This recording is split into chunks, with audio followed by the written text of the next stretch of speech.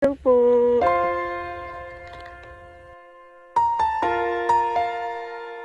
So, si Tatay Ricky.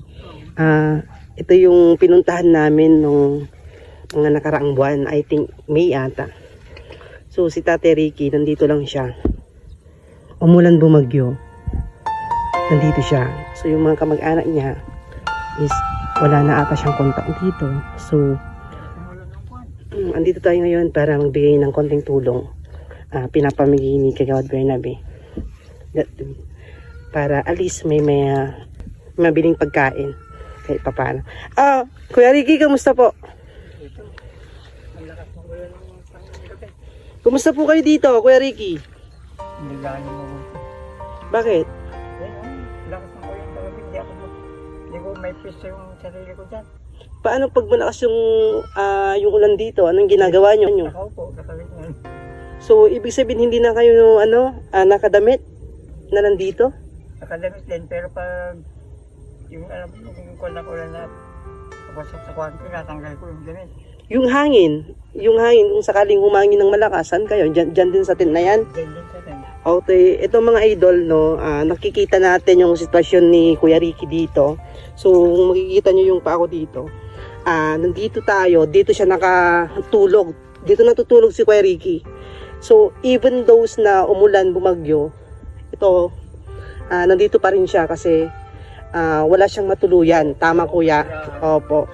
So, sino nagbibigay ng pagkain nyo ngayon? Yung mga kwan, ang pagbubigay ang puso dyan, pinakapusan ako ng pagkain. So, ang nagbibigay lang ng pagkain sa kanya, mga idol, is yung mga kapitbahay niya dito. Hi, Nay! Opo, si Nanay yung nagbibigay, yung mga kapitbahay nila dito na may mga bubuting puso. Si Kuya Ricky, yung binibigyan nila ng pagkain. Tama, Kuya Ricky, binibigyan kayo? Okay. Kuya Ricky, hindi ba kayo alis dito kahit malakas yung bagyo, malakas yung ulan? Pag may, yung pag kukuha ng sa akin na umalis ako dito, talagang naalis ako. So, ibig sabihin ngayon talaga, wala talagang kumukuha. Wala. Opo. So, paano? Wala ba kayong nararamdaman dito na mga ahas, mga insekto, gano'n? Wala naman ng Diyos, wala. Wala naman. Ayaw nyo bang lumipat sa mga evacuation center? Baka syempre sa ngayon, sa baha ngayon, may mga baha. Ayaw nyo bang lumipat doon pagsamantala? Dahil ganito yung nangyayari. Gusto kong lumipat sa mga evacuation center kasi nga lang. Yan ang dadalhin kong kwan. Hindi, Kuya Ricky, kahit hindi nyo na yung dalhin, ang ilagay nyo lang yan, kung sakaling may mabuting puso na ipalipat kayo sa evacuation center, kahit yung damit nyo lang, tapos siguro konting tubig, pagkain, although may mga pagkain naman doon na ibibigay nila. Kamusta yung nyo, sakit nyo? Di ba may sakit kayo, may sakit kayo na Dati. sa baga ata? Oo, baka. May tinitik pa kayong gamot? Meron ba? Ang kwan nga lang doon, kapag talagang kwan yung hingal ba? Yung hindi ka makahinga. Kumusta? Kwan ko.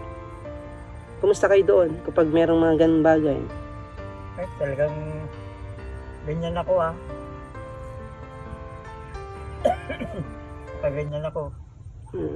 Kuya Ricky, si Kagawad nandun po. Hindi siya makapunta dito dahil nakamedyas siya. So bilang staff ni Kagawad. Kuya Ricky, ito malit na tulong bibigay ni Kagawad Bernabe. So hoping na sana makatulong sa inyo to, ha? Malaking bagay na. Ibili nyo ng pagkain, ibili nyo ng gamot kung sakali, no? Okay? Salamat kay Kagawad. Ano pa? Gusto nyo magpasalamatan? Sana marami ka pang matulungan na mahihirap na gaya ko. Saka mahirap talaga yung sumasabay yung hika at saka yung kwan sa baga. Hirapan akong uminga, hinahabol ko yung hininga ko. Kaya Kagawad, kung meron kang may tutulong na alam na gamot para sa hika at saka paghabol ng hininga, may padala mo ka sana kay Jay. Opo. Para may masay akong gamot na kwan. Ang hirap huminga pagkwan. Baka gusto nyo manawagan sa gustong tumulong sa inyo? Sa mga may mabubuting puso po dyan, sana matulungan niyo po ako sa sakit ko sa baga. Tapos yung asma ko, yung asma ko, nahihirapan na akong talagang huminga. Kaya kung may sa mga may mabubuting puso, sana matulungan yung kagaya ko. Yung sa mga pamilya nyo, pwede nyo bang humingi kayo ng tulong sa family nyo? Well, Wala na. So talagang mag-isa na lang si Kuya Ricky dito. Ano yung gusto nyo sabihin sa pamilya nyo kung sakaling napapanood nila ito? sana kahit paano matulungan niyo ako sa kalagayan ko dito. Sa ama, Na sa kapatid, Sa asawa nyo, wala na yung asawa nyo, meron pa po. walay na kami lahat. Hiwalay na kayong lahat.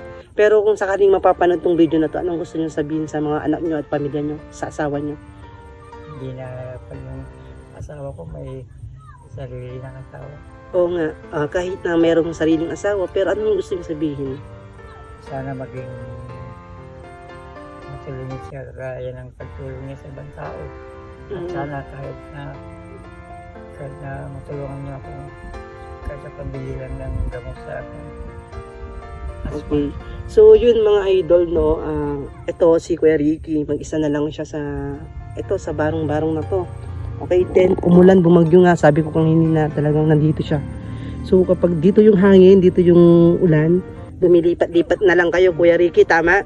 Opo, kung saan yung pinipesto nyo, kung saan kayo hindi mababasa. Ano na talaga. Okay? Sa nananawagan po ako bilang staff ni Kagawad Bernabe. Nananawagan kami ni Kagawad Bernabe. Kung sino man po yung merong kakayahan na magbigay ng tulong, sana mapaabot namin to sa panawagan po namin. Sana bigyan po natin ng ito kahit barong-barong lang, kahit yero lang si Kuya Ricky, kasi nag-aasya ng kahit barong-barong, kahit yung lang dito, para at least umulan, bumagyo, bumaha, meron siyang masisilungan. Kasi si Kuya Ricky wala rin siyang kasama. Okay, Kuya Ricky, magdasal lang po tayo, ha? God bless, Kuya Ricky. God bless you. Ingat. Salamat.